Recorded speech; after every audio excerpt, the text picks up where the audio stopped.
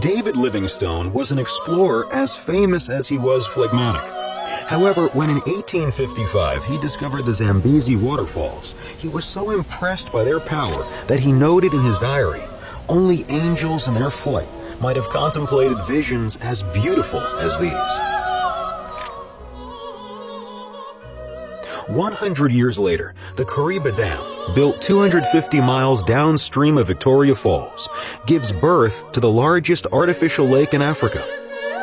To cope with the Zambezi's terrible floods, the dam is equipped with 6 giant valves. Since then, the succeeding wraths of the river and the powerful flow of the valves have dug out a pit with a maximum depth of 260 feet at the base of the dam.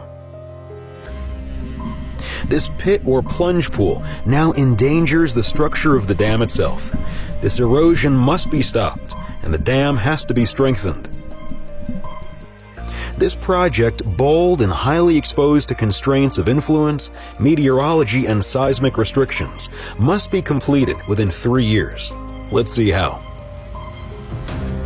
In order to dry out the work site, the riverbed must be consolidated by divers so as to support a temporary secondary dam called a cofferdam. On the bank, the concrete hollow piles of the cofferdam are assembled meter by meter on an immersed semi-elevator.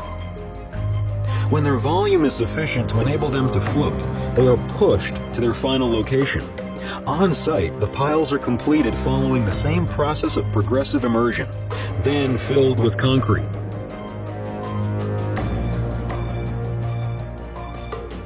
Finally, metal stop logs are inserted between the piles, following the Berliner system, closing the cofferdam and isolating the site at the foot of the dam. In order to preserve the stability of the site, the water of the plunge pool must be pumped in stages of about 8 meters. Once out of water, the rock is dislodged by means of very low-intensity explosions, which guarantee at the same time minimal earthquakes and boulders not exceeding 30 inches in size. A network of 9 seismographs, arranged around the plunge pool, continuously analyzes the level of the shock waves produced by the explosions. Little by little, the explosions open up the access for the construction machines that will carve the desired bearings and ramps with precision. So, step by step, 10,500,000 cubic feet of rock is cleared in less than 260 days.